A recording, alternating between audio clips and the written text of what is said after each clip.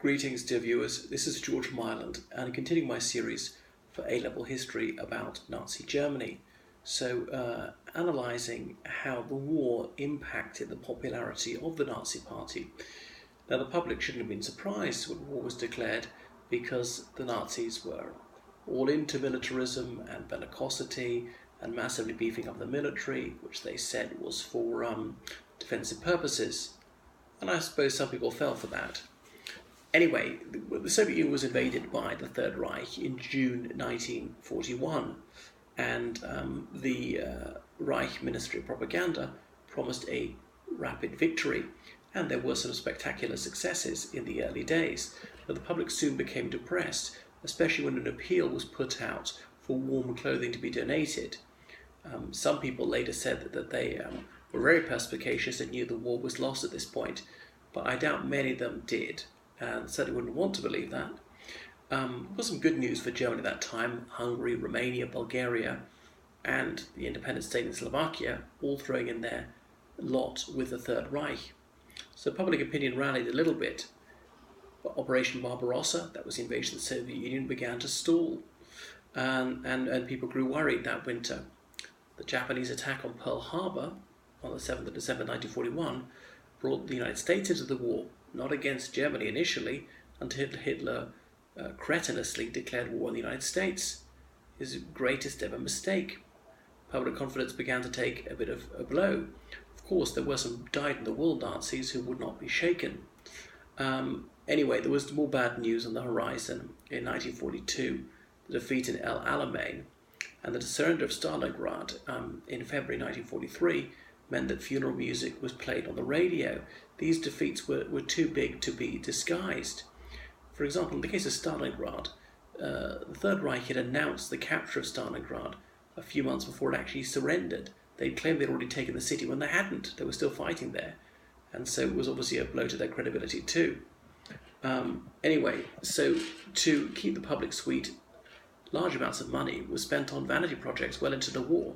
And they were always being told what was going to happen after the war. They'd all have a Volkswagen. Some of them paid into this scheme for a car, never received it. So Nazi ideology was chary about conscripting women into the labour force, and Hitler morodically said that the long-legged German female was less suitable to toil than the short-legged Slavic woman. I'm not sure there is any statistics to support a significant height difference between the two groups. However, by 1943 the situation was so dire that the Third Reich was obliged to conscript even married women for war service, like in factories on farms, if they weren't doing that sort of thing already. So it went against the grain, but they were back to the wall.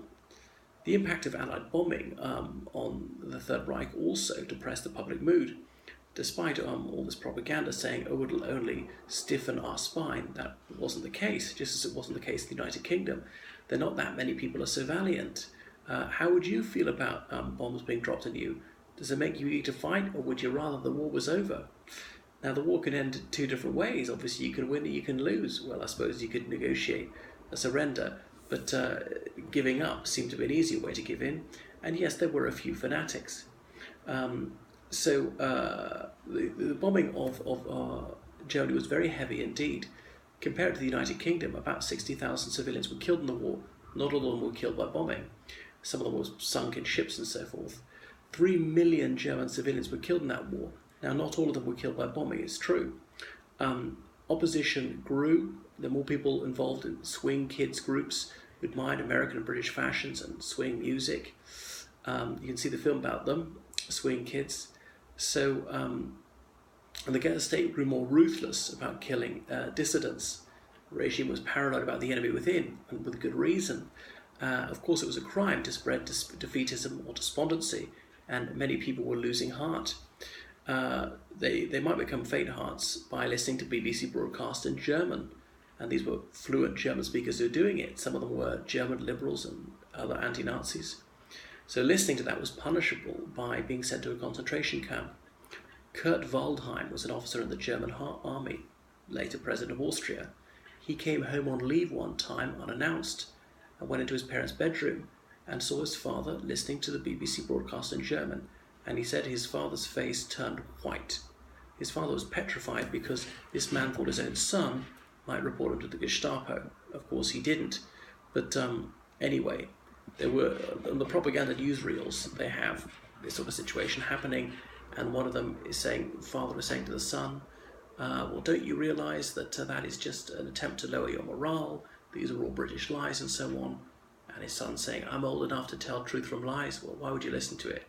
So BBC propaganda, whilst it certainly was skewed and not entirely honest, it wasn't telling flagrant lies, otherwise it would have no credibility. But anyway, it was increasingly difficult to conceal the scale of the challenge facing Germany. About 75,000 German soldiers were executed in the Second World War for desertion, treason, cowardice, and so forth. These could be or petty offences such as stealing rations. How many were executed in the First World War by the German army? How many of their own men, that is? 28. So you see that there was so much more brutality in the Second World War. The German government was willing to execute its people far more readily. And that's partly because they needed to coerce people because morale was so low, it was horrific. Admittedly, as morale was collapsing in the First World War, Germany had surrendered at that point.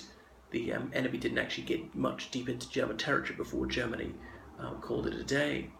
So there were knowledge of atrocities abroad, and these filtered home. People were beginning to lose faith in the regime. At the same time, it made some people even more eager to fight to the bitter end. They burnt their bridges because they knew there'd be many massacres of civilians committed in the Soviet Union and so forth.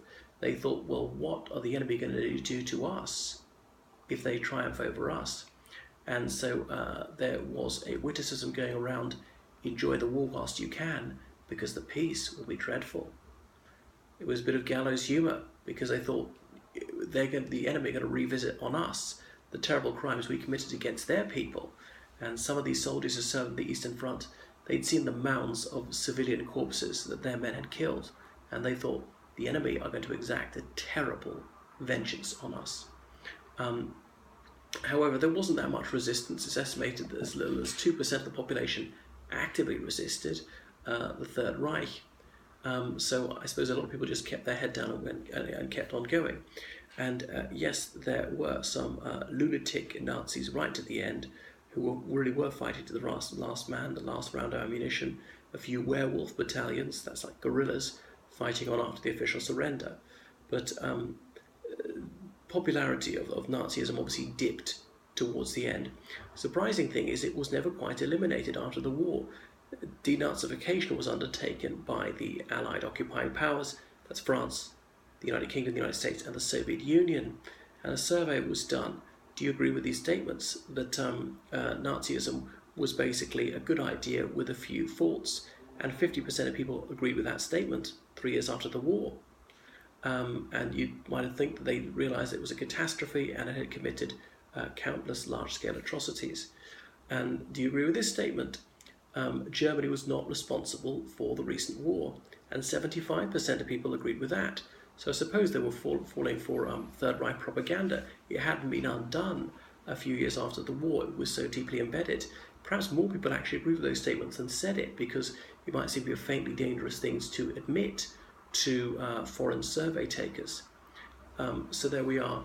We see that certainly morale was very low by the end because they were clearly losing. They were almost starving and so on. And some people fought to the bitter end. Many people were eager to end the war. So it's really unsurprising the trajectory that the popularity of the Third Reich took. Whilst Germany was winning, yes, it actually bolstered the popularity of Nazism. But some people look forward to more relaxation, less military spending after the war.